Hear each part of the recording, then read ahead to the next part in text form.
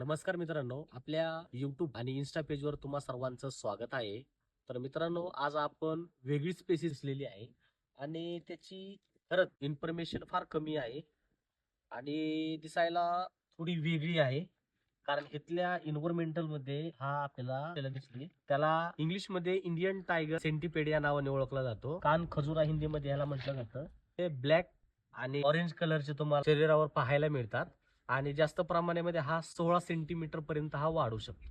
आणि मित्रांनो हा विषारी आहे, पण ह्याच्यापासून आतापर्यंत एकही डेथ रेकॉर्ड नाही. जर इन केस जर ह्याची बाईट झाली तर तुम्हाला त्याचे सिम्पटम थोडे वेगळे दिसतात. जिथं बाईट झाली तिथं रेडनेस पुन्हा येतो, जखम लाल होते, स्वेलिंग खूप जास्त प्रमाणामध्ये होते, श्वास घ्यायला बी त्रास होतो आणि त्याच्यामध्ये व्हेनम असतं, ते न्यूरोटॉक्सिक नावाचंच व्हेनम असतं. जेणेकरून तुम्ही फर्स्ट एड साठी तुम्ही जिथं बाईट झाले त्या ठिकाणी तुम्ही क्लीन वॉटरनं तुम्ही ती जखम क्लीन करू शकता. आणि दुसरी गोष्ट म्हणजे की तुम्ही त्याच्यावर नॉर्मल बर्फ ठेवून तुम्ही आवळपट्टीचा यूज करू शकता.